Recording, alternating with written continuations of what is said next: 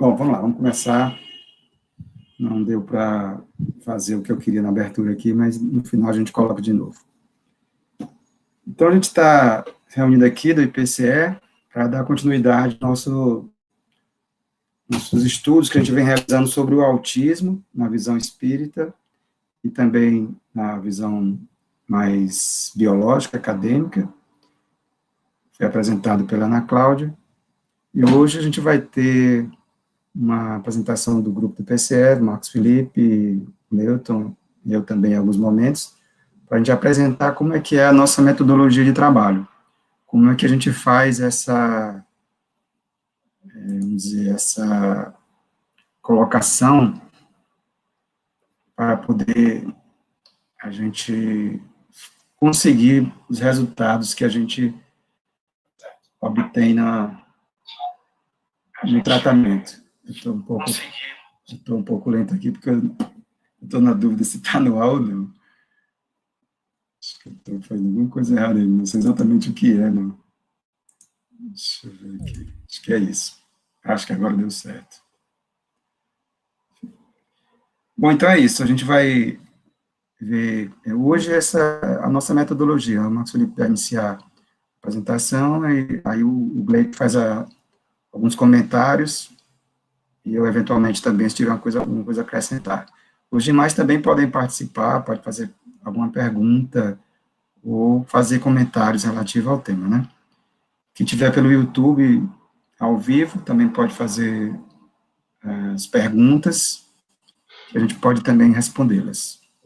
Então, vamos lá, sem mais delongas, o Felipe vai começar, a Marcos Felipe vai fazer a apresentação aí, e o Gleuto acompanha aí os comentários. Bom, então vamos começar, né? Bom dia a todos aí. Espero que todos estejam bem para a gente fazer essa live aí, né? E tentar fazer com que compreendam como é que a gente faz a captação dos nossos assistidos. O Gleito, só para coisa, eu fiz pequenas alterações, certo? No nossos slides, tá bom? Olha, se qualquer dúvida aí do pessoal, pelo menos do YouTube, que eu não estou acompanhando, coloca aí para me responder, ou vocês. Vou compartilhar aqui a minha tela. Só um minuto.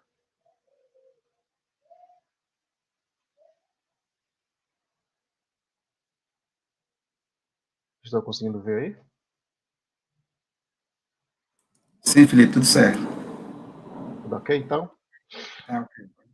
Então, vamos lá, né? Então, essa é a habilidade inter vivos e autismo. E a gente vai fazer hoje, explicar um pouco de como é que a gente faz essa captação. Então, botamos aí reunião e captação das informações. Primeiramente, o objetivo, né?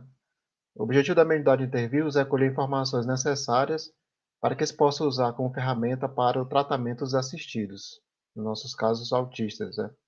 E também é ter um diálogo terapêutico com o assistido, orientando em seus diversos problemas e aspirações.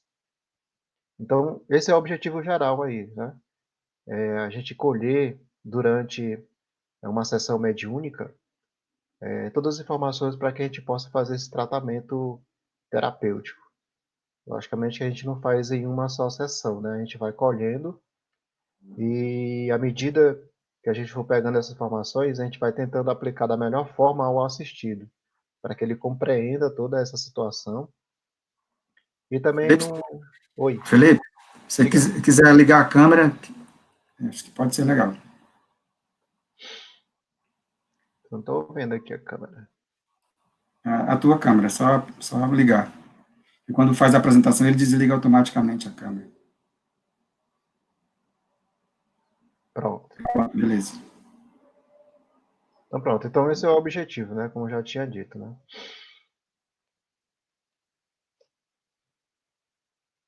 Temos aqui a metodologia, né? Principalmente, né?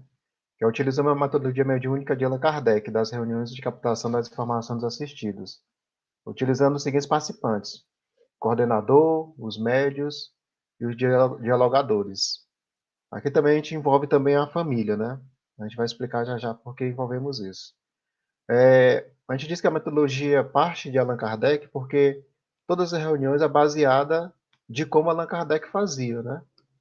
De toda a assistência que ele dava, de como ele falava com os espíritos, das anotações que ele fazia, e depois das análises que ele fazia e dava as suas conclusões, que é praticamente isso que a gente faz, né? Então, é importante esse trabalho baseado nesse trabalho de Allan Kardec, né? Então, temos os participantes, quem vai participar dessas reuniões e qual a função de cada um. Então, nós temos um coordenador geral, né? Sua função é organizar e orientar todo o trabalho, deixando todos os participantes preparados para realizar a captação das informações. É responsável também por colher todos os dados no final da reunião e fazer as observações necessárias para que todos, durante o intervalo de cada reunião, possam avaliar o trabalho para ser discutido na próxima reunião. Então, ele é um agregador de tudo, né? Ele é que dá início à reunião, faz toda a partilha de como vão ser distribuídos, né? Os dialogadores, os médios, material para fazer tudo, né? Então, ele é um coordenador do trabalho. A gente acha importante ter essa pessoa, até mesmo para organizar tudo, né? E nessa, nessa função, né? Quem estava fazendo isso aí ultimamente era eu mesmo, né? E no início o Maurício. Né? Então, a gente acha muito bom ter essa informação, né? Porque o trabalho fique bem organizado. Aí temos também os dialogadores, né? Que é o responsável por orientar os médios durante o processo de mediunidade, guiando-os para que possam extrair informações necessárias para ser aplicado o trabalho. Tem a função de identificar a origem e causa do problema em outras vidas e fazer uma reflexão junto à individualidade. Então, o dialogador é aquela pessoa que vai ficar conversando, ou uma pessoa que vai ficar conversando com o próprio assistido, como é a parte de intervivos, né? A gente faz a evocação do assistido e tem uma pessoa que vai ficar conversando com ele. É um dos dialogadores.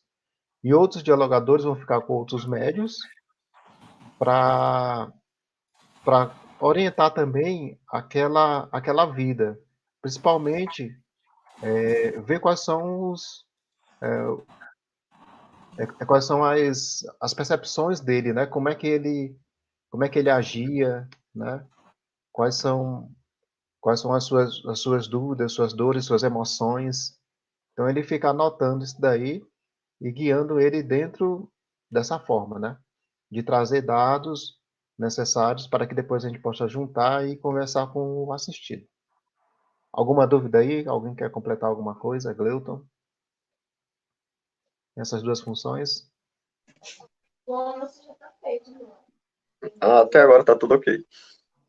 Beleza. Então vamos continuando aqui. Só uma coisa, Felipe, vou falar.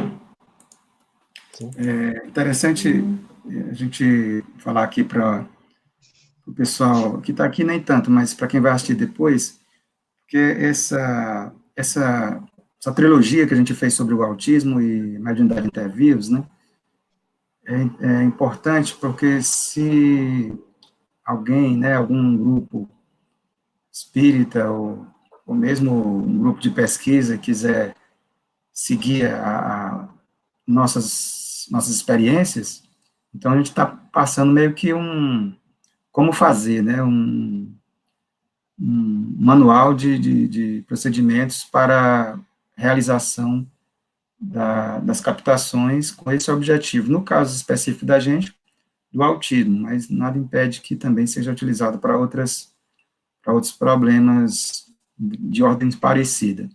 Então, é só fazendo esse realce para que a pessoa saiba, assim, né, o que é que, sim, estou mostrando o trabalho de vocês, e daí? Para que vai servir?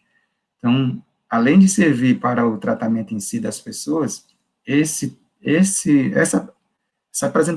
apresentações que a gente fez, né, nos domingos passados e essa agora, que estão disponíveis no YouTube, vão servir para que outros grupos possam trilhar esse caminho também, caso achem interessante, e é uma forma, né, de ajudar as pessoas, não só no centro dos espíritos, não só ajudar os desencarnados, que a gente sabe que é importante, mas também que possa abrir uma nova frente de ajuda, né? Por que não ajudar também quem está encarnado também, né? Não só os desencarnados, mediunicamente. Então, fica essa dica aí. Pronto, era isso que eu queria falar. E também tem uma coisa, isso aqui é uma proposta de reunião que a gente está fazendo, como a gente agia. Isso não quer dizer que a gente depois, num determinado momento, a gente vai poder alterar o trabalho. Então a gente vai vendo como são as reuniões e vai modificando de acordo com o resultado que nos está dando. Então as pessoas que estão assistindo podem muito bem mandar suas dúvidas ou sugestões para que a gente possa fazer esse trabalho da melhor forma possível, né? Então vamos lá. Continuando com os participantes, né, temos os médios, né, que a sua função é entrar em contato mediúnico com o assistido ou com as vidas pretéritas deste ou com algum guia espiritual, passando informações necessárias para ser utilizado no trabalho como um todo.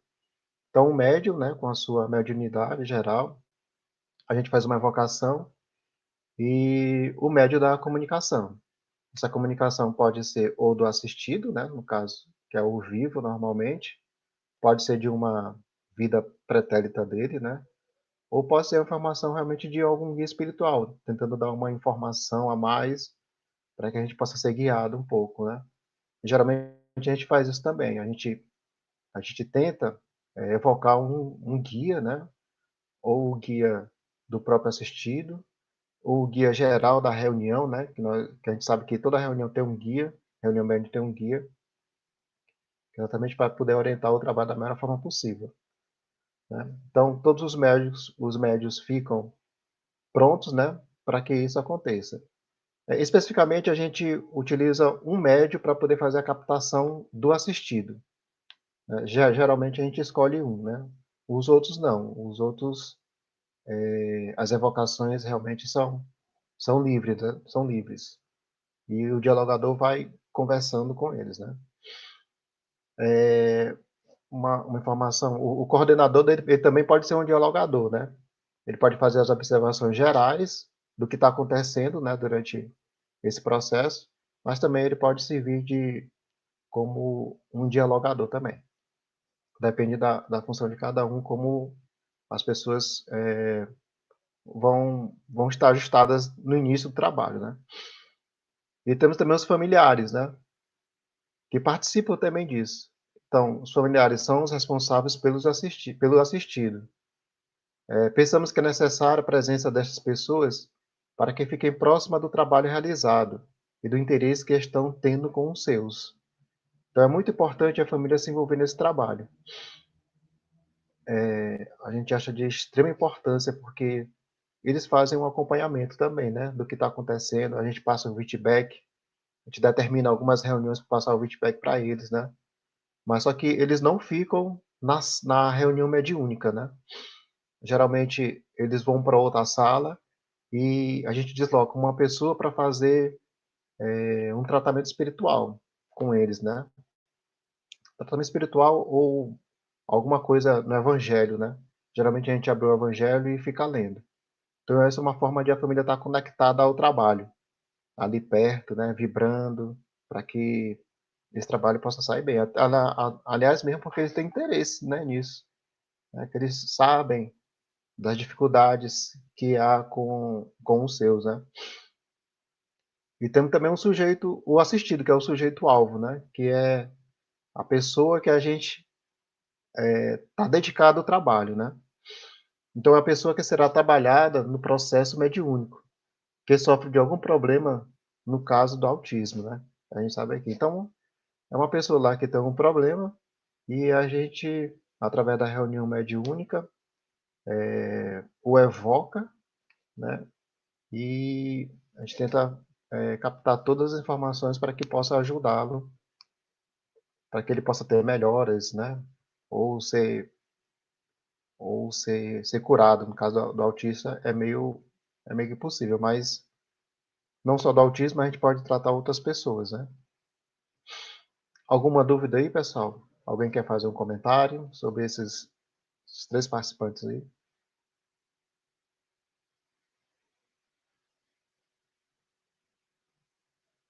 Alguém quer acrescentar alguma coisa? Certo, Felipe, Felipe.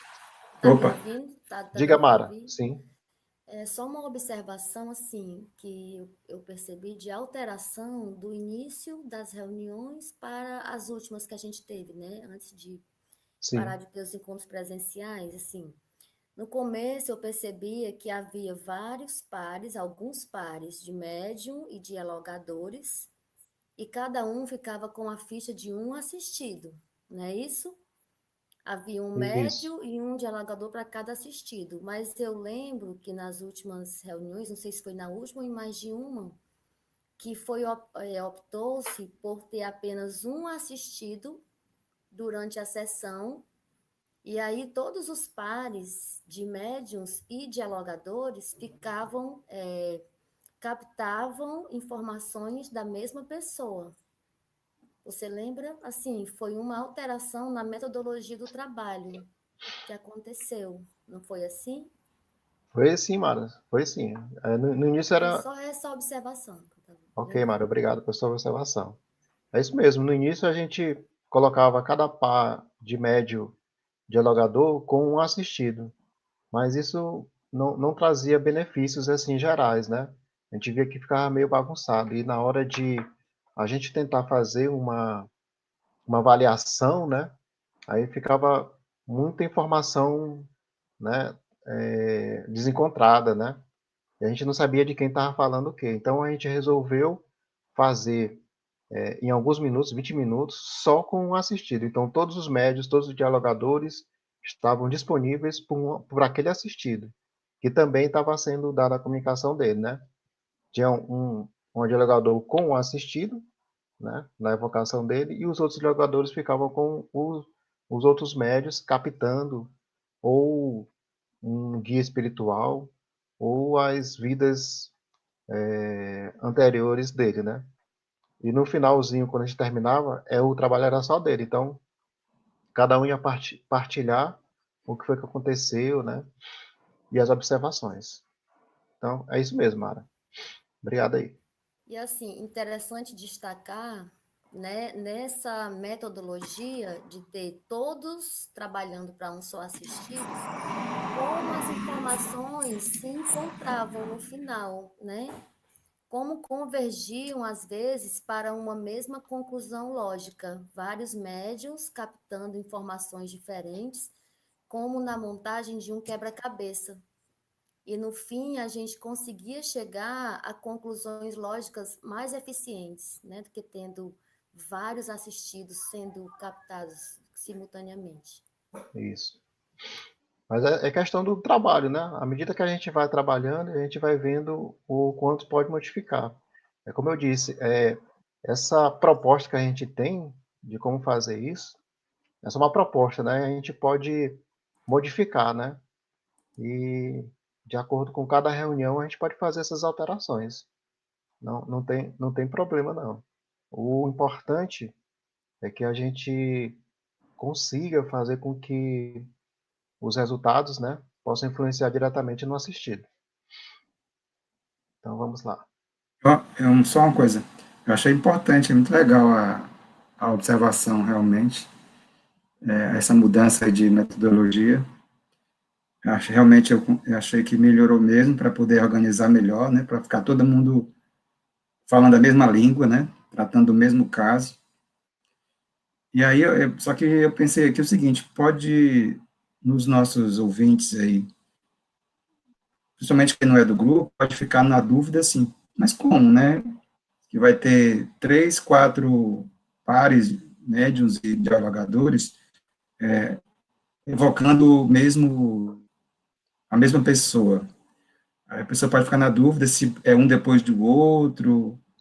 Então, explica isso aí, Felipe, como é que é o processo das evocações múltiplas, né? Digamos assim. A gente pode comentar, né? A gente pode ver o roteiro aqui, aí no roteiro a gente chega nessa parte, Vai né? ter isso aí, né? É, Desculpe aí. Tá não tem legal, problema então não. aguarda. Botei os carros na frente dos bois. Mas beleza, vamos guardar aí para esse pro momento certo aí. Beleza. Então, aqui é a proposta de roteiro que a gente faz dentro da reunião, né? Como é que inicia, né? Qual o processo toda dessa reunião, né? E até o final. Então, como a Mara disse, né? A gente teve algumas alterações, né? E a gente vai vendo aqui, né? Praticamente, esse roteiro que está aqui é o dos últimos roteiros que a gente fez mesmo, certo? Que a gente vê aqui que foi ainda a melhor opção, mas está aberto para poder fazer alterações. Então, vamos lá, né? Roteiro da reunião. Primeiro é o acolhimento, né? Chegar todo mundo, né? Todos os participantes, né? Dialogadores, coordenadores, a família. Então a gente faz aquele acolhimento geral, como a gente faz numa reunião de um centro espírita, né? Normal com acolhimento, música, quem tiver, né? Faz aquela saudação geral. A gente sabe como é um acolhimento, né? E é bom que esse acolhimento ele seja o melhor possível, né? Porque aqui começa mesmo a interação, né? Todos têm que estar sintonizados no mesmo pensamento. A gente sabe que quanto mais as pessoas estiverem no mesmo pensamento, melhor será a captação, melhor será o trabalho, né? Já dizia Allan Kardec nisso, né? As pessoas têm que estar sintonizadas com isso, dispostas, pensando no mesmo objetivo. Então, esse acolhimento é importante para que haja essa sensibilização, né? Do pensamento único, né? Isso é importante. Então aqui as pessoas conversam, né? E há um acolhimento geral. Pronto. Depois disso, nessa segunda opção aí, a oração inicial envolvendo todos os participantes. Reúne-se todos numa sala, né? E vamos fazer uma oração, logicamente baseada no Evangelho, né?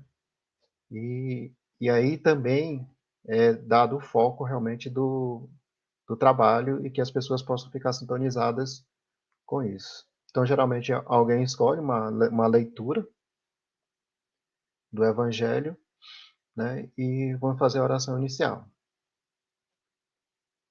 Tá aí tudo bem?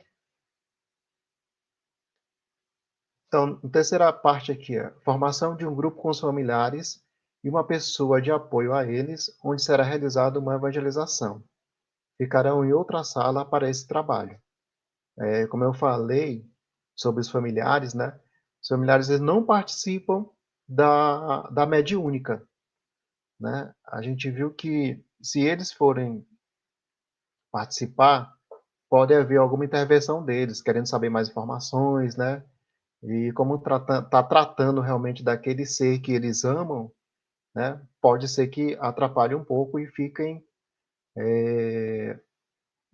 bagunçando, assim, entre aspas, né? A reunião, né? Então, essa mediúnica tem que ser realmente com os membros que vão fazer isso.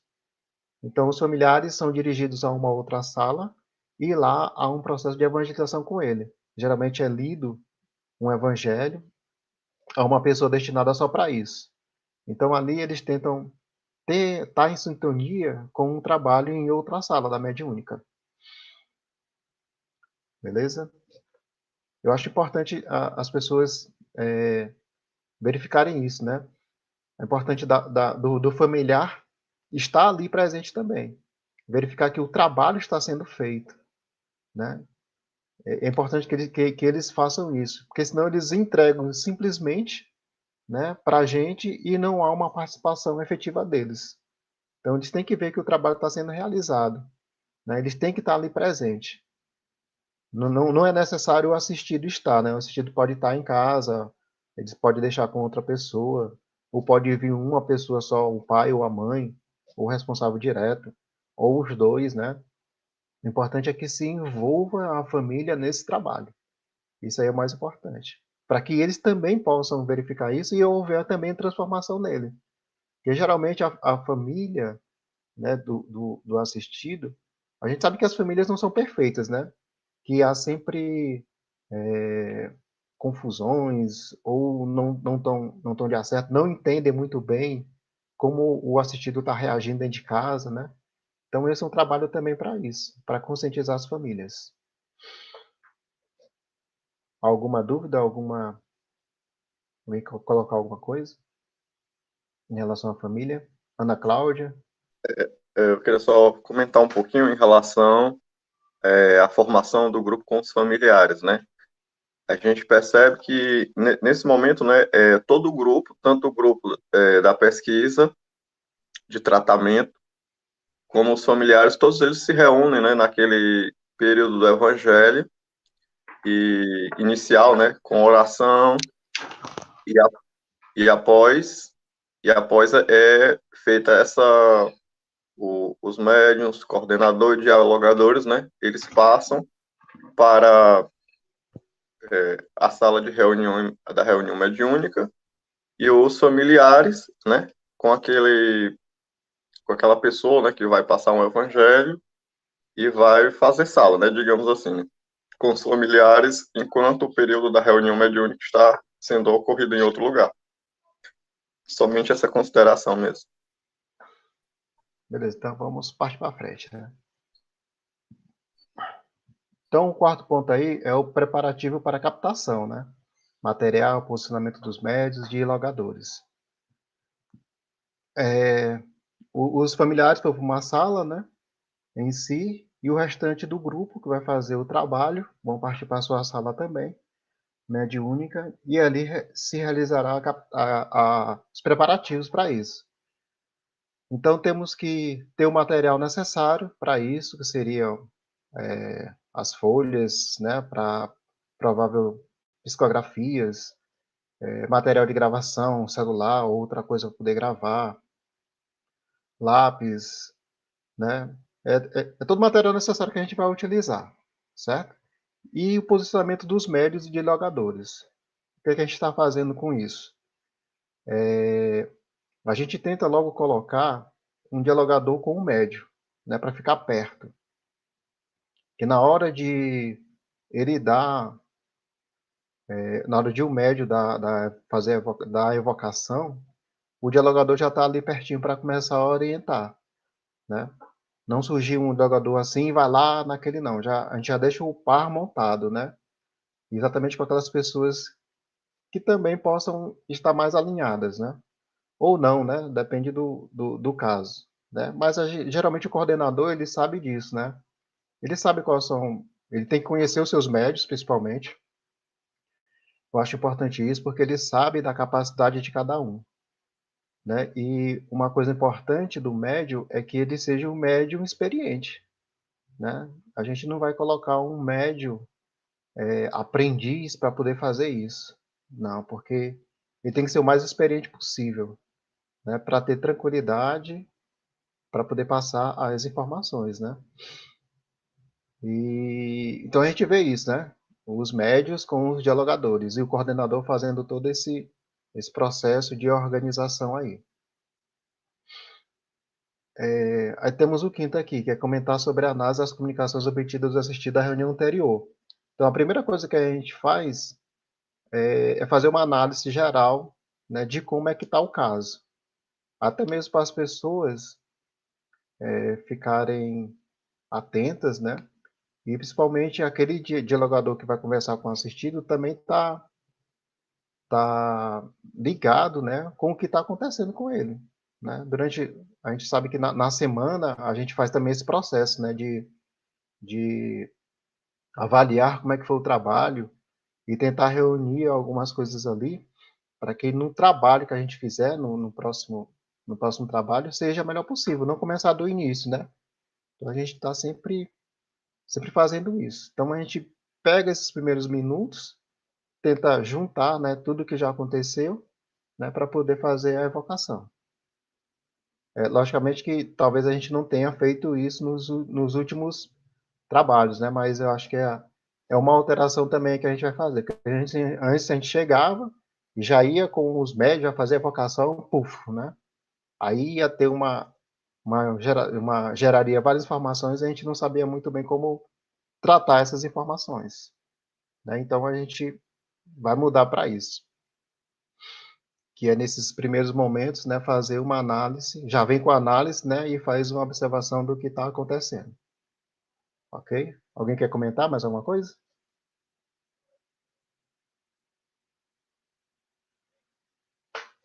Então, tem um 6 aí que é a evocação do assistido. A gente faz a evocação utilizando uma parte do Evangelho, né, que é o Evangelho segundo o Espiritismo, tem um capítulo aí 27 de 79, Preces para os Doentes. Né? E ali, é que eu não coloquei aqui, mas é muito interessante essa prece. É uma prece forte que envolve o nome do assistido. E geralmente depois disso, o assistido, né, realmente é evocado. Né? Ou as suas vidas anteriores, né? E é aqui que o Maurício ficou a observação de como é que faz isso, né? Deixa eu ver aqui só no outros slides aqui. Pronto, então aqui temos a captação. Ó. Durante mais ou menos 20 minutos, a gente vai fazer essa captação.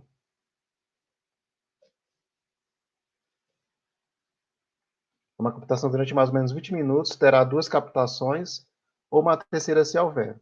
Então, quando a gente vai fazer um assistido, a gente leva mais ou menos 20 ou 30 minutos, né? Só com aquele assistido.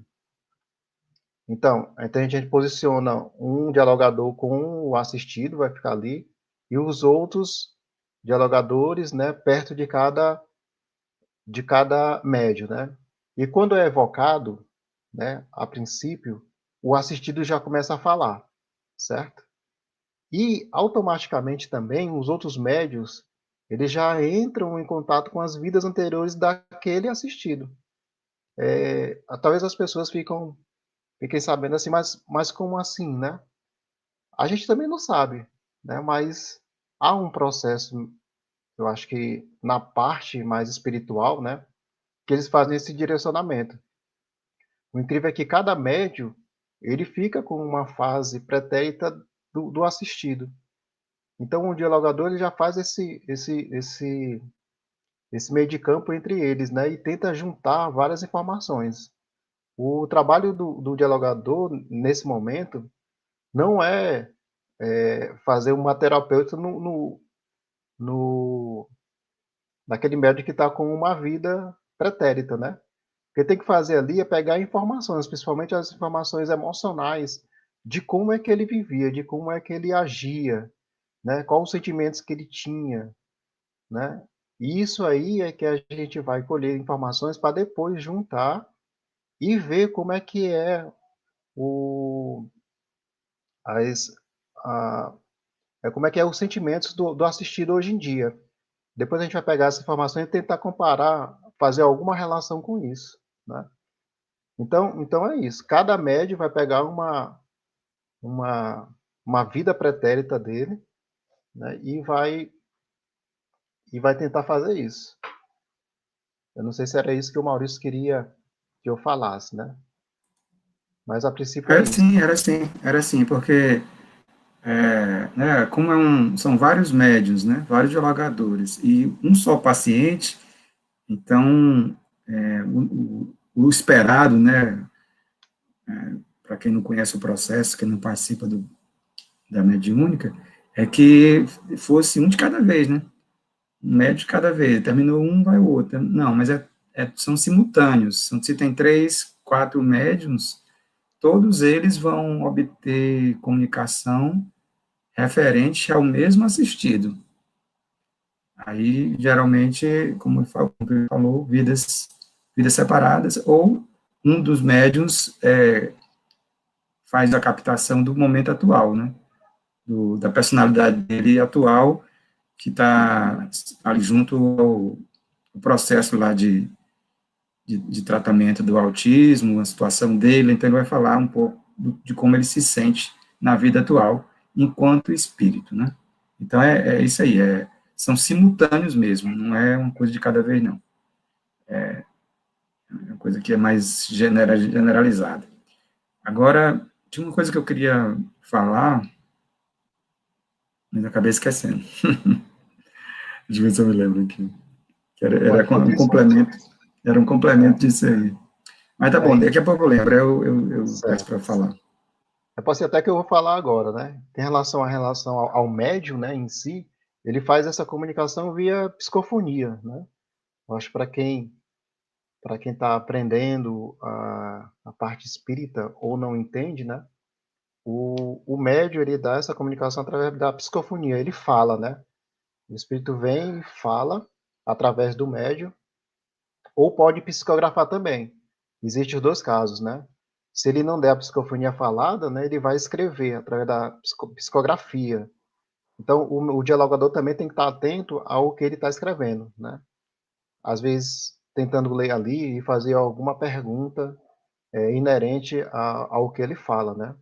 A tentar fazer com que ele dê as informações necessárias, né? Então, a gente tem essas duas formas, né? A psicografia ou a psicofonia. E também o médium, ele pode dar uma comunicação que não seja de uma vida pretérita, né? Pode ser como a gente já falou, de um guia espiritual ou de um familiar já desencarnado, né? Ou de outra pessoa, né? Pode ser qualquer outro espírito que possa fazer ali, mesmo que não tenha nenhum envolvimento com esse trabalho, né? Possa ser algo que não tenha nada a ver, mas assim, a comunicação vai sair, e depois a gente vai analisar e juntar se realmente se aquela comunicação está dentro do caso, e aí a gente vai separar o joio do trigo ali, né? É isso que serve as nossas avaliações, né, depois. É juntar todo o material e avaliar. Diga, Mauro. Agora eu lembrei que eu ia falar. É porque tu falou aí que na regressão, no momento lá que está captando a informação de vidas passadas, não é um momento para tentar Terapêutico. aconselhar ou né, tentar corrigir o problema daquela vida. Uma coisa que eu percebi quando eu estudava sobre regressão de memória, que alguns terapeutas, alguns poucos na realidade, como eles não acreditavam em reencarnação, então eles tentavam fazer o seguinte, mudar o comportamento da pessoa, daquela vida, fazer algum tipo de melhoria na pessoa, entendeu? Oh, você não deve agir assim, não, você deve agir de outro jeito. Mas aí, como a gente admite a reencarnação, isso não faz sentido. Porque ele está lembrando de uma vida, ele não vai mudar o comportamento dele naquela vida, já passou, acabou-se. Não tem como mudar mais, ó, oh, você não devia fazer isso, não. Por que você fez isso? Não adianta mais, já passou. O que pode ser feito é depois, né, ter o conhecimento do problema, e conversar com aquela pessoa, com o assistido, na sua individualidade, né, como espírito, e aí comparar as vidas, né, naquela vida você fez isso e tal, talvez por isso você esteja, mas isso numa outra fase, né, num outro momento, não é, no momento da regressão, não adianta querer que a pessoa mude de comportamento, porque ele era aquilo naquela vida, já passou, então, o momento não é aquele, só isso, complemento só, filho, tu falou isso também, mas só para complementar. Só para reforçar, né? Não, é isso mesmo. Não se pode mudar o que já passou, né? É mesmo só captar, tentar extrair as informações dos sentimentos que ele tinha naquele momento, né? Felipe, Diga, Mara. só uma dúvida, né, em relação a essa captação do momento de uma vida anterior. Pode o dialogador, pelo menos, tentar mostrar que aquele momento não é mais agora, é o passado? Porque às vezes o assistido ele pode estar com aquela cristalização de um trauma, né, de outra vida, de forma inconsciente. O dialogador, ele poderia, no momento da conversa, né, do diálogo, tentar mostrar isso para a individualidade, ou isso não faz sentido? É só captar mesmo as informações, os dados e analisar depois? Bom, Mara, a gente não sabe ainda se, durante o processo que o assistido está ali, se ele percebe as conversas que está ali. A gente acredita que sim, né? Mas o, o ideal ali, a pessoa, o dialogador que está conversando com o assistido, ele tenta, naquele momento, resolver o problema do que ele está passando. Você até me lembrou uma coisa interessante aí, ó. Que a gente vê que os outros dialogadores estão conversando com os médios com suas vidas pretéritas, né? Então, a gente já viu aqui o que ele tem que fazer com aquela vida pretérita, né? Mas o dialogador que está com o assistido, O que é que ele tem que fazer? Geralmente, pelo menos nas nossas experiências aqui, quando o assistido vem evocado, ele já traz um problema atual dele, certo? Ou ele está sofrendo alguma coisa agora, né? Então ele vem com suas dores. Geralmente ele vem diretamente com aquela dor que ele está sentindo. Ou seja, dor física, ou seja mesmo do emocional. Geralmente é do emocional. É uma coisa que ele quer, ou uma coisa que ele não quer mais fazer, certo? Por exemplo, teve um dos casos, né, que veio, eu não me lembro ainda do assistido, mas o objetivo dele naquela hora era ir embora, certo? Ó, eu quero ir embora, eu não quero mais ficar aqui, né? A dor dele era essa. Ele não se sentia confortável em estar aonde estava, no lar que ele estava, com as pessoas que ele estava. Não sentia, ele assim, olha, eu vou embora, né? Eu quero ir embora, eu não estou me sentindo bem aqui, eu vou sair daqui. O objetivo dele, na verdade, era ir embora, seria acabar com a vida dele, né? Porque ele não tava querendo aquilo ali. Então, tem que haver todo um processo aí para que ele possa, para que a gente possa reverter isso nesse momento, né? E a gente viu que deu resultado depois, né? Depois, no final, ele já não estava mais com esse tipo de pensamento, né? Era uma criança, a gente percebe logo que é a criança que está falando, né? Então, a gente tem que falar com linguagem de criança, né? Como se fosse um pai realmente tentando fazer com que a criança ela não tivesse mais aquelas percepções. Então, aparentemente, a gente acha que ele tem um envolvimento em geral, né? Que ele sabe no geral daquilo que está acontecendo com ele, que ele compreende essas várias vidas dele e que em algum momento ele tem essa consciência. Mas o dialogador que está conversando com o assistido, o principal função dele é resolver aquele problema naquela hora, né? Se tiver realmente alguma coisa a ver com uma das vidas pretéritas ali, né? O dialogador, geralmente ele não vai saber, né? Ele não está ouvindo a conversa lá do dialogador com o médium, né? Mas se houver alguma coisa, ele vai ter que tratar aqui. Aí depois a gente descobre isso quando a gente vai fazer a avaliação, né? Que a gente vê as gravações, vê do que foi escrito, né? Mas a gente não tem a certeza se do que ele está ocorrendo ali é o que está acontecendo, o que aconteceu na vida pretérita dele.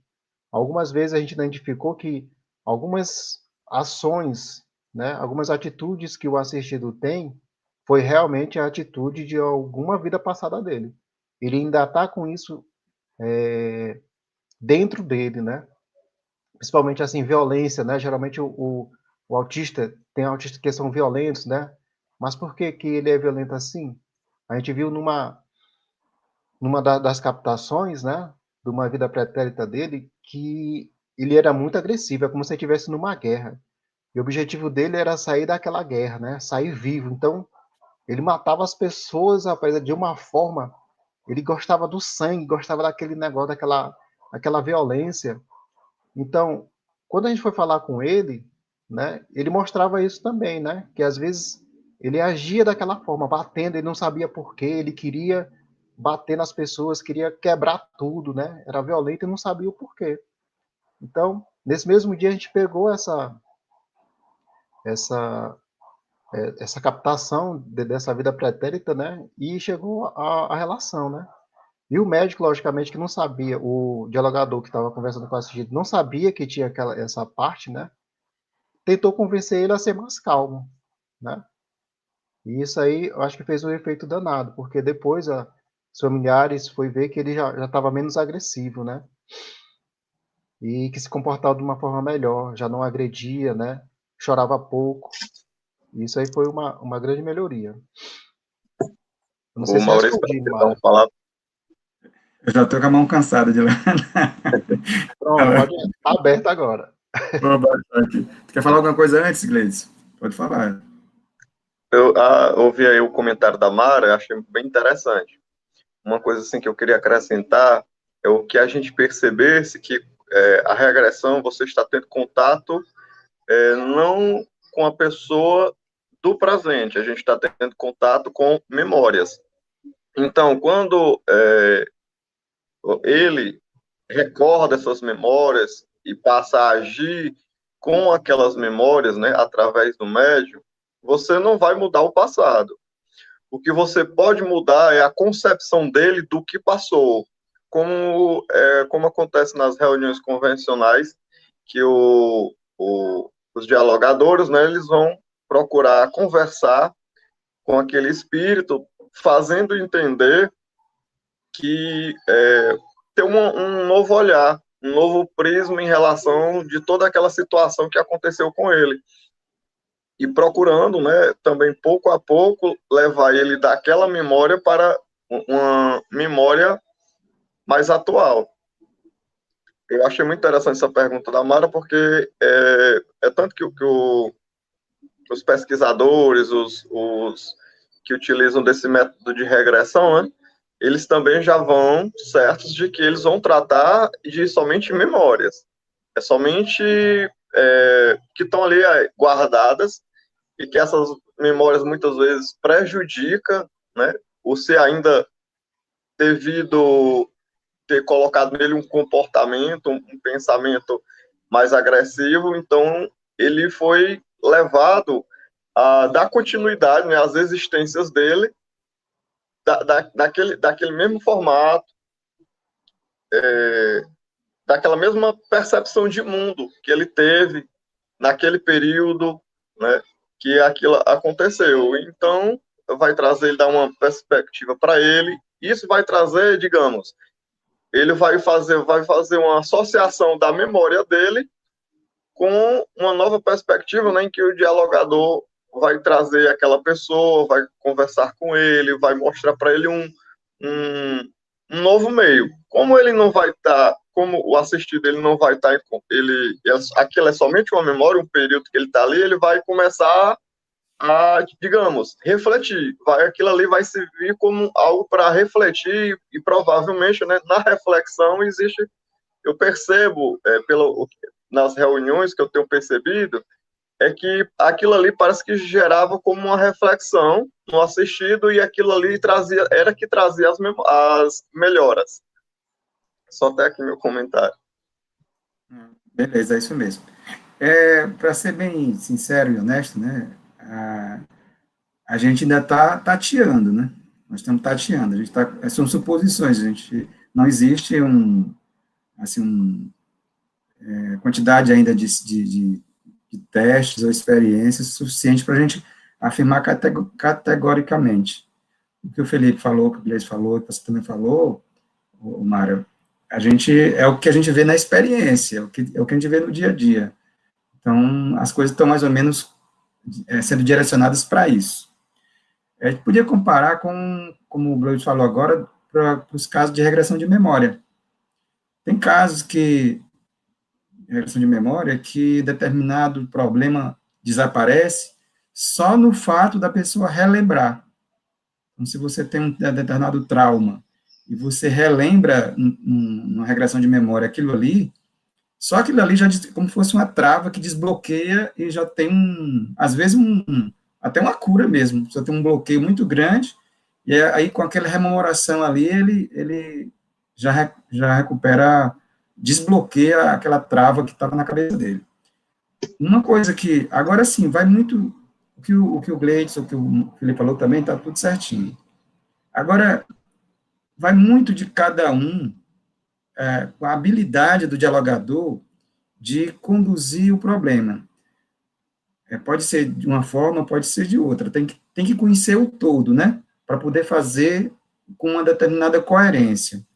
No meu caso, por exemplo, eu acho que também os meninos também fazem assim, eu não procuro fazer essa reflexão que o Gleice falou durante o processo da regressão do assistido, certo? É simplesmente rememoriar.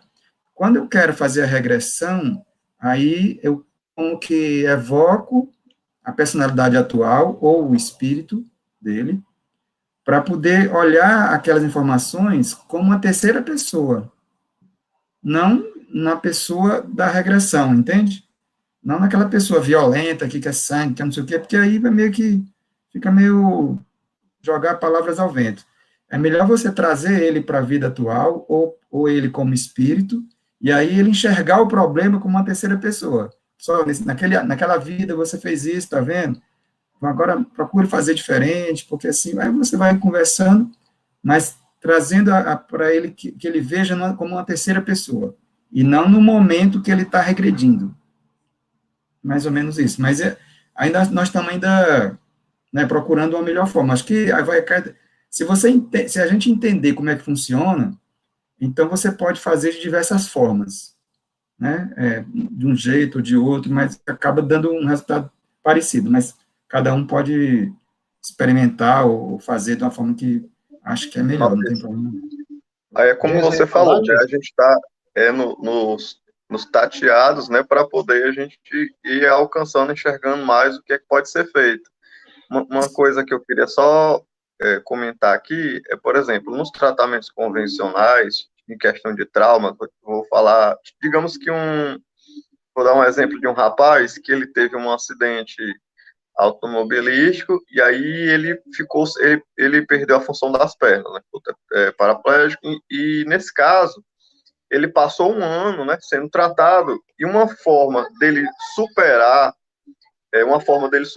aquele trauma dele, levá-lo ele exatamente no momento em que aconteceu o acidente, que para Uhum. que ele pudesse, era tanto que alguns, né, eles ficavam emocionados, né, quando chegavam naquele local onde tudo tinha acontecido o acidente, mas depois daí ele era, como é que eu posso dizer, ele pulava para uma próxima etapa, né?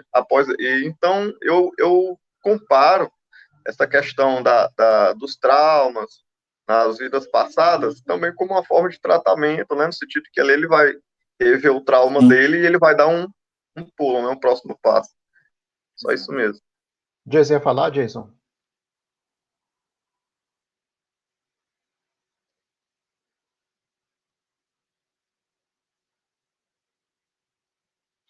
Não, não ia falar, então. Mas Eu, assim, vai falar.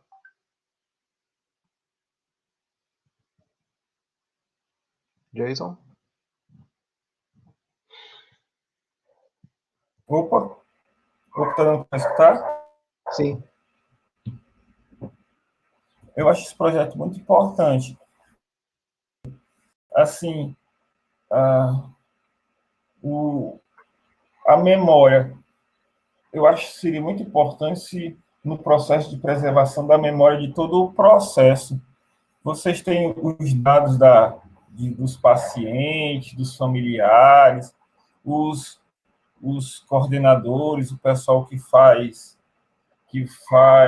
os diálogos, eles têm tipo um diário, porque esse projeto eu acho ele incrível e tudo mais. Eu acho que tudo que puder ser registrado dele, né? Aqueles que foram atendidos, aqueles que não foram atendidos por quê. Eu acho que a memória, guardar a memória de todo um processo, acho que seria muito rico para todos aqueles que quisessem seguir, né? Olha, o dialogador tem um diário, ele coloca como foi cada sessão, o aspecto subjetivo dele, né? Tem um registro de todas as pessoas que foram tratadas ou consultadas, tem uma foto. Eu acho que seria muito rico essa parte da construção da memória de todo o processo, né? Aquilo que deu certo, aquilo que teve que modificar, a percepção subjetiva de todos os participantes. Eu acho que cuidando da memória de todo o processo seria muito rico para aquelas pessoas que quisessem continuar, né? Isso tudo. Tem alguma coisa do registro de todas essas fases? Sim, Jason, de alguns a gente tem, né? A gente não tem de todas as regressões de memória, né? A gente tem escrito algumas coisas, né? Mas não temos de tudo, infelizmente, porque inclusive a gente está obrigando agora cada dialogador vir com a sua gravação, né? Para gravar mesmo e deixar registrado. Isso é importante até mesmo o caso, né? A gente perceber quais são as nuances que tem, como foi que o processo chegou até desaguar aí no autismo, né? E as várias nuances que tem entre esse processo. Então a gente tem sim algumas coisas guardadas, né? Inclusive a gente colocou em pastas diferentes por cada assistido. Então ali tem informação médica, né?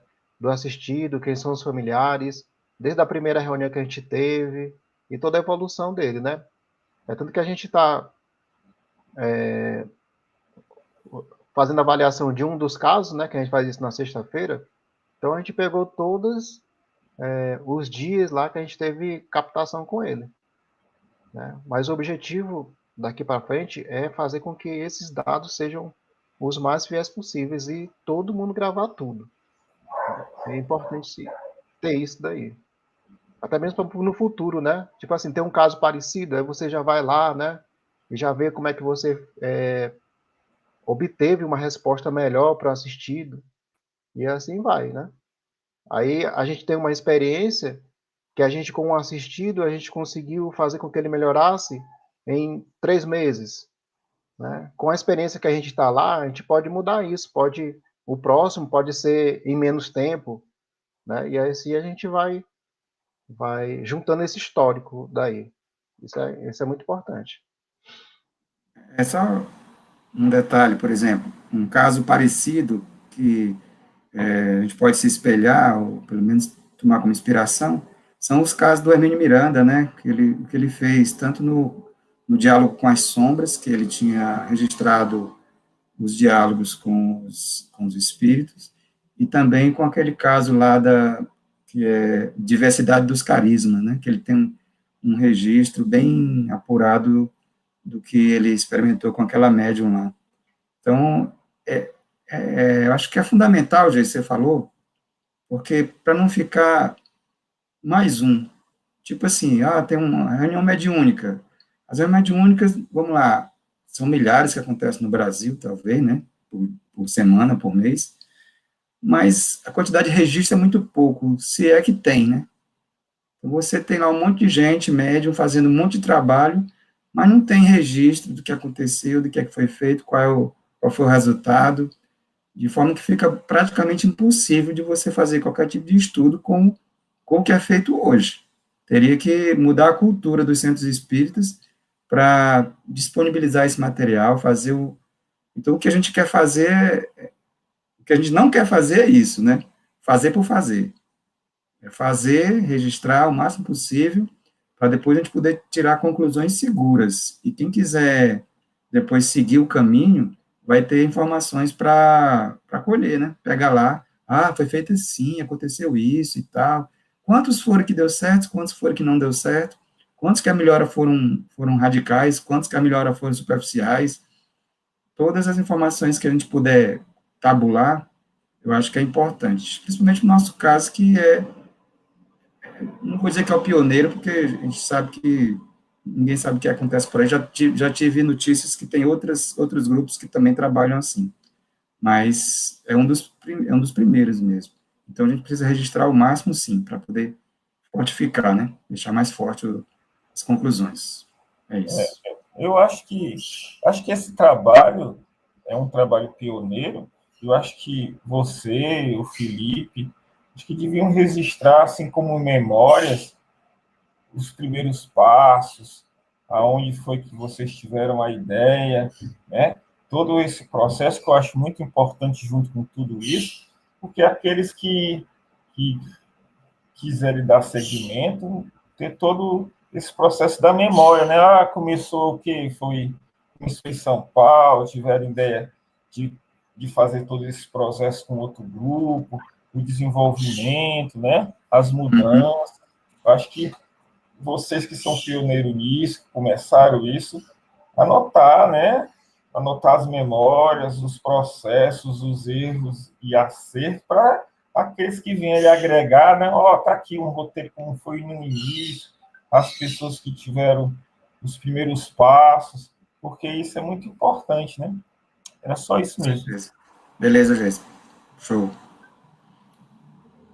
Ok, Jason, muito importante isso daí. O importante é registrar mesmo, porque se a gente não registrar, a gente está sempre iniciando, né?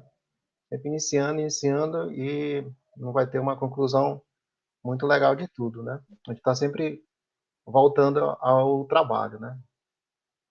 Só uma coisa.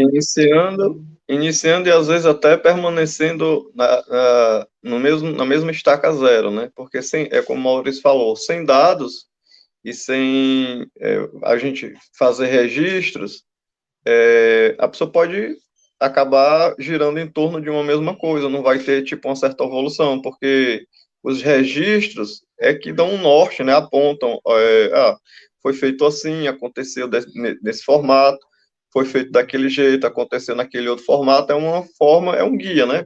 O registro, ele se transforma num guia, né? Para o orientador, o coordenador, aquela pessoa que está dando direção ao grupo. Só isso. Ok. Eu só tenho uma observação aí a fazer em relação à regressão de memória, né? As terapias que é feita aí com regressão de memória, o assistido daquele caso, ele tem consciência, né? Ele é uma pessoa praticamente normal, que tem algum tipo de problema e resolvido facilmente. Aqui, no nosso caso, a gente está tratando com um autista, né? O autista não tem as percepções que uma pessoa comum tem, né? Então, ele não vai fazer relação com isso, né? Ele tá fora da realidade, né? É um pouco diferente isso daí. Então, a gente tem que tratar do autismo, não assim, relembrando aquilo lá. A gente sabe que, nesse momento, existe a individualidade geral dele, tá ali, tá acompanhando tudo, né? Mas o ser ali, especificamente, ele não tem essa noção. Ele vai ter essa noção depois, né? Um pouco importante. Então, é extremamente fundamental o trabalho do dialogador com o assistido, né? Ele tem que tratar o assistido como ele é agora, certo? E tentar resolver o problema dele. A diferença aqui nesse caso é porque ele ouve. A gente sabe que ele ouve. Se você for conversar com um autista normalmente, né, em estado normal aqui, você não vai conseguir conversar com um autista, não vai conseguir. Você diz uma coisa, ele sai correndo, vai para o outro lado, né? Ele não lhe escuta. E dentro desse trabalho, ele lhe escuta, ele fica quieto, ele fica balançando a cabeça, como se você estivesse conversando com uma pessoa normal. É por isso que a gente acha que nesse momento quem está ouvindo é a individualidade dele mesmo, né? E não ele. E ali ele compreende os fatos que estão acontecendo, o porquê que ele está agindo das coisas. E é ali que a informação que o dialogador tem que passar para ele poder perceber isso. E a gente sabe que depois desse trabalho ele melhora, com toda certeza. Ele vai perceber essas coisas. Ok? Algum comentário? Para frente. Pronto. E eu acho que já está tudo esclarecido aí sobre como a gente faz essa captação com ele, né? Então, passo 8 aí. Ó. Após cada captação, terá uma abertura para fazermos observações, fazer uma análise rápida e as percepções dos médios. Então, acabou aquela sessão, aquela captação com aquele assistido, né? Então, a gente para, né? Pega todo o material e vai ver as percepções de cada um, né? Vai ver o que está relacionado, né? O que não está, o que a gente pode colocar realmente na ficha, o que pode descartar, e aí principalmente também as percepções dos médios, né? Isso aí é uma coisa muito interessante, porque eles vão dar um a mais, um que a mais do que eles estão sentindo. Geralmente eles veem uma outra coisa, né? Algum outro espírito fala alguma coisa para ele. Então, essa percepção do médio aí é interessante para que a gente possa anotar, né? E ver também como tratar, né? A partir da percepção dele, né? E uma coisa muito interessante aqui no trabalho dos médios, né? Todo médico que a gente trabalhou, certo? Ele fala que a experiência é diferente. É totalmente diferente de uma experiência de desobsessão, né? De uma experiência de outra forma de mediunidade que ele tem outros centros espíritas, né? Aqui, o médio, ele realmente é envolvido, mas ele não tem aquelas sensações que o espírito tem, que é praticamente uma regressão de memória, né? Então ele não sente no corpo, né, as vibrações do espírito, né? Não, é tranquilo. Geralmente o pessoal diz assim, olha, é muito tranquilo. Eles falam naturalmente, normalmente, e depois que acaba, fico sem sensação nenhuma. Geralmente nas reuniões mediúnicas, quando termina, o médium está acabado, né? Tem que dar passe, ou então tem que chamar para ele voltar, que ele não consegue, né? Por isso que é muito importante a gente ter médios experientes. Além de evitar isso, porque também a gente não está garantido que o médio ele vai evocar, vai ser evocado nele uma vida passada, né? Pode vir também um outro espírito que não tem nada a ver, que possa também bagunçar as coisas. Mas para isso tem que estar atento, né? O médium tem que ser experiente para perceber que o espírito não está dentro do trabalho e simplesmente descartar.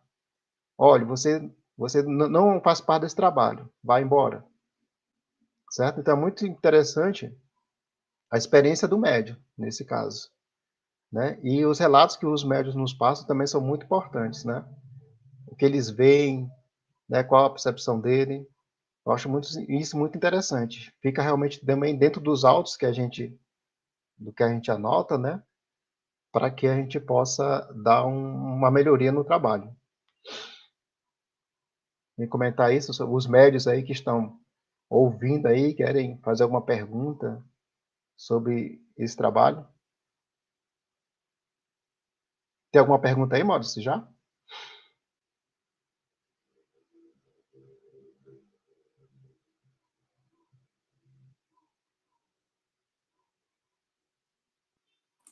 Estava falando aqui, estava no mudo, não tem não. Disse várias Legal, vezes né? aqui. Pois é, estava no mundo.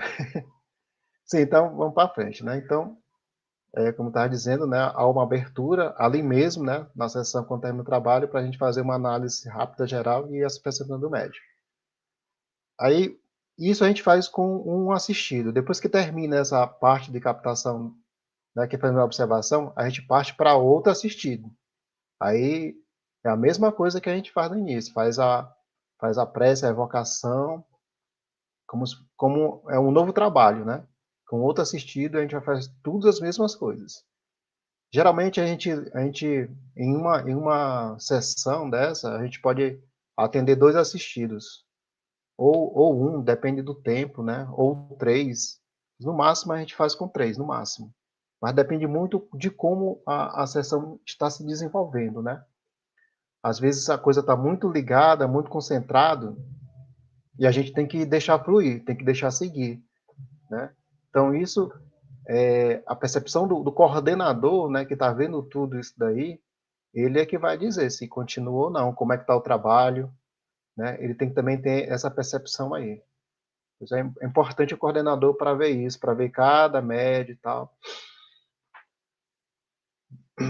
Então, ao final da última captação, depois a gente faz uma prece final, né? Agradecendo ao trabalho, né? Para que Olha, todos estejam. eu olhando essa informação aí do Felipe, só para descontrair um pouco, né?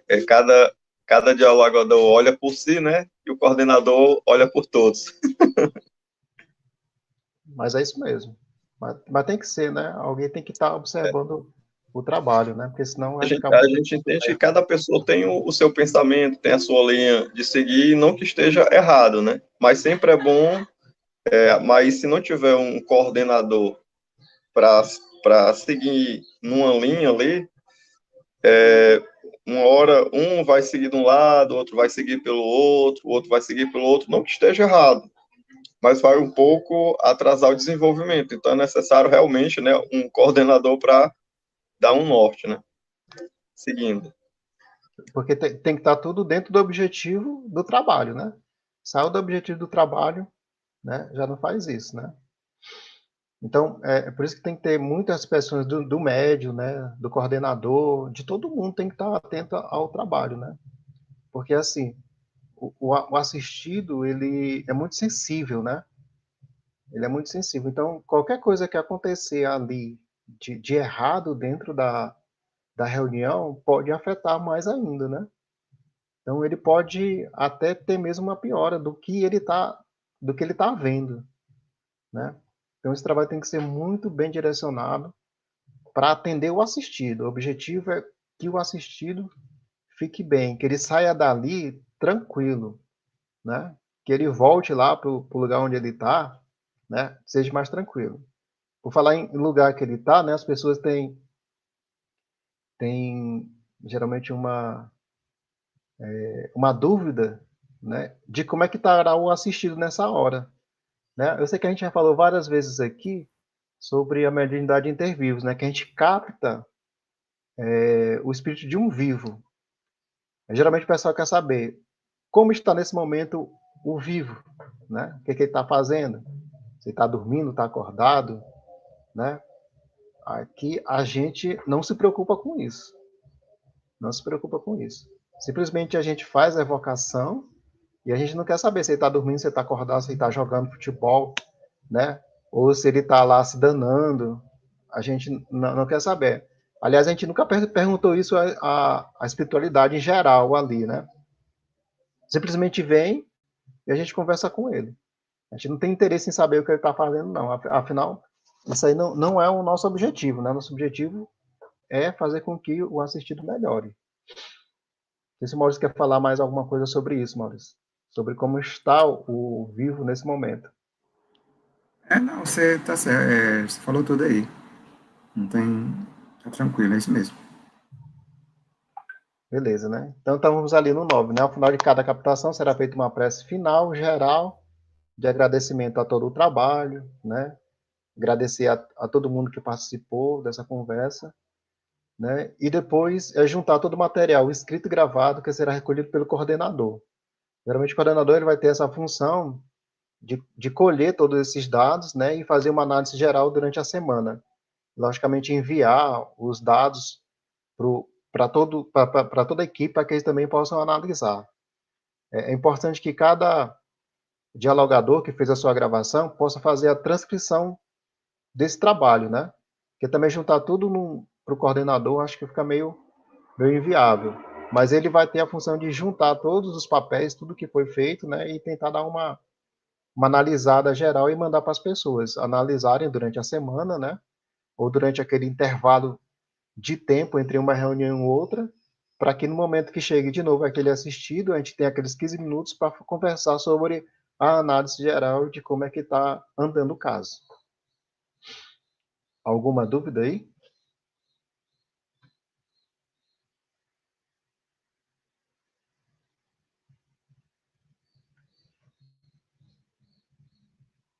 Então, temos aqui após a reunião, né? Logicamente, depois que acabar os assistidos, toda a reunião, a gente se encontra de novo com o pessoal lá de baixo, né? Aquelas pessoas que estavam com os familiares. A gente se encontra, eu acho que cada um já fez a sua reunião final, né? A gente se encontra e bate um papo geral ali no máximo. Mas a gente não conversa sobre o que foi passado por familiar ainda. A gente não faz isso. São só conversas gerais, se está tudo bem, como é que foi, tudo, mas a gente não entra em detalhes, né? Geralmente a gente faz uma maldade com os familiares, né? Porque eles estão ansiosos para saber o que aconteceu. Ficam realmente assim, e aí? Mas assim, por enquanto não pode. Como é que a gente faz isso? A gente geralmente elabora um tempo, né? Tipo assim, 4 em 4 reuniões, e a gente dá um feedback pro familiar, né? A uma pessoa. O som aqui tá meio atrapalhando, o som dos vizinhos. Mas a gente dá um feedback, né? A gente geralmente destaca uma pessoa do nosso grupo para falar com os familiares. E ali há um questionário, né? E a gente vai passar o que realmente está acontecendo. Não entrar muito em detalhes, né? Porque às vezes tem aquelas vidas passadas que são muito sofridas, né? Então a gente não tenta passar essa informação para o familiar, não. Né? Saber só apenas como é que está indo o trabalho. E também ter o feedback deles com relação ao seu filho, né? Ao assistido. São duas coisas para saber. Daqui para lá como é que foi e de lá para cá como é que foi também. E assim a gente vai avaliando o trabalho, né? Para saber se realmente está dando resultado ou não. E ver, geralmente, as percepções dos familiares com relação ao assistido, né? Se o trabalho está indo, se o familiar tá sempre na reunião, é porque o trabalho está dando certo. Ou então tem muitas esperanças que vai dar certo, né? E geralmente eles não faltam, com certeza. E geralmente eles dizem assim, ó, tá melhor, tá ficando melhor, tal, né? E eu acho muito importante isso. Eu não sei se alguém quer falar sobre esse feedback aí que faz, eu acho que a Ana Cláudia, né, e a Silvelínea que fazem esse trabalho juntamente com os familiares. Se elas queiram dar algum testemunho sobre isso. Eu acho que seria interessante.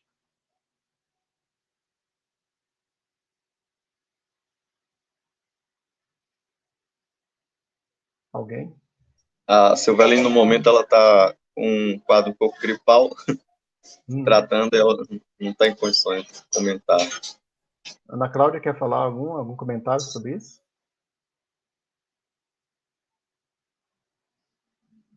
Ou como que você elaborou o trabalho, esse questionário?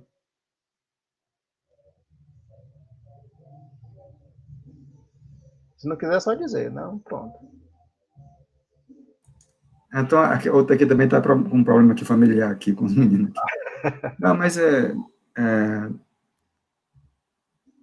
como você falou, Felipe, é destacado uma pessoa do grupo para pegar as informações, né, dar uma estudada no caso e colher, dar alguma informação, o processo está indo, a gente está vendo que está tendo um segmento, aconteceu mais ou menos isso, aquilo outro, dá um panorama geral, né, sem detalhes, como você falou, e eu acho que o principal é colher as informações, o retorno, né, o feedback.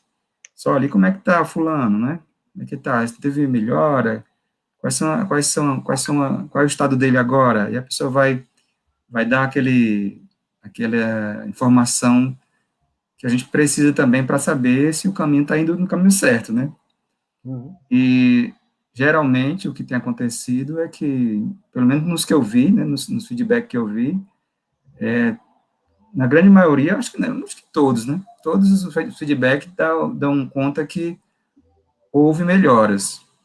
Apesar de que, algumas vezes, principalmente quando a gente não fazia, deixava de fazer as reuniões, aí tinha algumas indicações que naquele período ali deu uma pioradazinha. Quer dizer, não é que ficou pior do que estava no início, mas um pequeno retrocesso, né? Era sempre geralmente quando a gente deixava de fazer por algum motivo a reunião, aconteceu poucas vezes, mas aconteceu isso, eu acho. Se alguém tiver mais detalhes aí, pode complementar. Mas, no geral, os feedbacks são bem positivos e, às vezes, até surpreendentes. Exato, são surpreendentes mesmo, né? Então, após a reunião aí, o que tem que se fazer? Tem que digitalizar todo o material coletado, transcrever as gravações e disponibilizar no grupo, né? Responsável coordenador, né? Como eu disse, assim, o coordenador tem muita coisa para fazer, então a transcrição fica por conta dos dialogadores, né? E tem que dar essa informação, passar para o grupo, né? O mais rápido possível, para que a gente possa avaliar e na outra sessão, né? A gente poder ver como é que foi essa avaliação para fazer um trabalho melhor. Aqui a avaliação é importante, pessoal. É muito importante, principalmente para a gente saber como é que está o trabalho, né? Se precisa de mudanças no trabalho. Analisar o assistido, melhoras ou não, né? Avaliar também como é que está o trabalho do médio e dos dialogadores, né? E principalmente fazer a análise, né? A gente viu que o trabalho do Allan Kardec ele foi muito baseado nessa análise. Toda comunicação que o Allan Kardec pegava, ele analisava. Aí ele via se a comunicação era séria, se era falsa, né? Ele classificou essas comunicações bem direitinho. Então a gente tem que seguir praticamente esse trabalho também de análise da comunicação. Se não tiver nada a ver com o trabalho, descarta aquela comunicação, né? E vai fazendo esse processo, né? É muito interessante fazer isso e deixar num local geral para todo mundo ver. E cada um fazer sua análise também, né? O importante é isso, cada um aprender a fazer essa análise, né? Às vezes, naquelas entrelinhas, existe um detalhe, né, que a gente possa pegar para poder ajudar o assistido. Então, cada um tem que saber fazer essa avaliação, né, tanto das transcrições, né, das gravações, como realmente o material que foi psicografado. Então, é muito importante esse trabalho, muito importante mesmo. Por isso que a gente segue aqui as reuniões do Kardec, né? A gente se baseia nelas. E a avaliação é a coisa mais importante que tem. Né? Senão, um trabalho que não é avaliado não vai para frente nunca. Né? Não vai para frente. E durante a semana, todos devem ler as mensagens e fazer suas análises. Né? Fazer análise. Será necessário para que possamos avaliar o trabalho em geral. Como eu já tinha falado. E aqui temos uma conclusão, né, que o nosso amigo Gleuton colocou aí. Eu achei interessante para a gente poder verificar. Então, a comunicação entre pessoas vivas foi percebida e repassada por pesquisadores como Allan Kardec, Ernest Bolzano, Frederic Myers e outros, né? Cabe então utilizarmos essa ferramenta para tratamento de pessoas em prisão corporal, que por alguma forma se encontram incomunicáveis, mesmo podendo expressar por palavras, porém não conseguem decifrar seus sentimentos mais profundos, que se encerram nos vários compartilhamentos da consciência. Né? Achei muito interessante isso daí. Não só, como diz ali, né, com as pessoas em prisão corporal, né? Mas aí também a gente tem outros tipos de situações, né? Principalmente aquelas pessoas que sofrem talvez de ansiedade, né? E outros transtornos psicológicos, né? As pessoas que têm depressão, né? Mas o nosso trabalho exclusivamente está com os autistas. Mas as pessoas que estão nos assistindo, elas podem muito bem fazer esse trabalho em relação a essas outras partes psicológicas, né? De todo mundo que passa por isso. Então, ela serve para várias coisas, né? Então, eu acho que é isso, né? Se alguém quiser complementar mais alguma coisa, ter alguma dúvida aí que a gente possa tirar. É isso aí, Maurício. Seus comentários aí, Gleuton.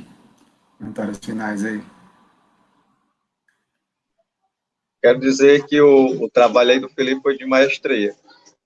Coloquei um pontinho só e disse assim, meu Deus do céu, vou dar um tremendo trabalho para o Felipe, né? E aí ele faz um trabalho dele, né, com maestria, mostrando que ele sabe fazer de melhor, né? E aí... Estou aprendendo. E aí a gente segue em frente, né, dando procedimento aos trabalhos, pelo menos no modo estudando, né? Como a gente sempre se reúne aqui virtualmente, para fazer sempre considerações, revendo, né, o que foi realizado antes desse problema atual, né?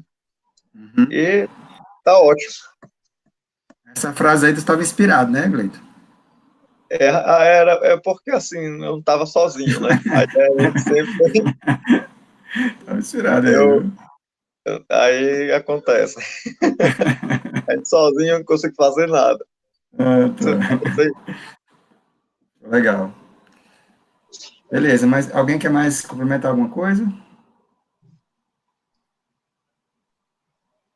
Eu queria pedir só pro Felipe colocar essa parte da conclusão. Queria pedir só pro Felipe que colocasse essa última página da conclusão, que na hora que isso aí estava sendo escrito, me veio um entendimento de algumas coisas que eu ia até perguntar ao Maurício, né? E quando foi feita essa última frase, que disse assim, que não conseguem decifrar seus sentimentos mais profundos, que se encerram nos vários compartilhamentos da consciência, né? Sobre a questão da consciência, levar em conta também as dúvidas da família, né? Que a pessoa está acordada ou pode estar dormindo, como essa pessoa está. Agora a gente percebe que a consciência, existe vários compartilhamentos que não necessariamente você vai captar aquela consciência dos olhos, né?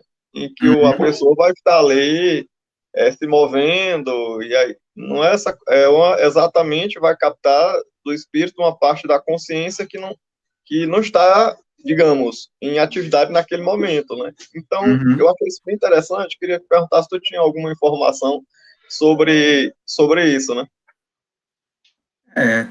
Isso aí dá uma outra live de 2 horas para falar isso aí, né? Então vamos marcar essa live de 2 horas.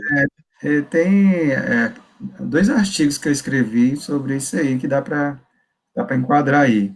Um é a dualidade do ser psíquico, né? Para estudar essa questão da consciência, e outra é aquele famoso gerador de personas, né? Então, eu acho que está dentro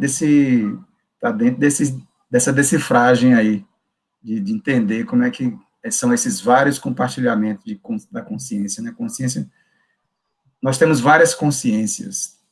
Você já está convidado para passar essa live para a gente. Bora, na hora. Beleza? Mais alguém, gente?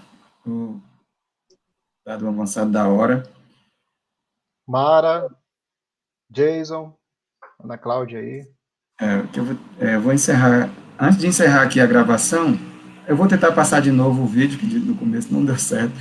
Tentar aqui ver se passa agora. Para quem quiser, quem chegou até aqui, que está assistindo o vídeo, quiser participar do IPCE, entender o nosso trabalho, tem as informações aqui nesse vídeo que eu vou tentar passar. Espero que eu consiga dessa vez. Um momento aí que eu vou passar. Pessoal, então, obrigado aí por olharem isso daí. E se tiver alguma pergunta, coloque aí no nosso chat, no nosso grupo, né? A gente vai tentar responder todas as questões. E nesse vídeo que eu vou mostrar aqui também tem o e-mail, tem o WhatsApp, tem Facebook, então qualquer coisa, busque a gente lá. Então, a todos, um bom dia e fique aqui com o nosso vídeo institucional. Tchau, pessoal, e vocês não saiam da sala não, que a gente vai já conversar mais.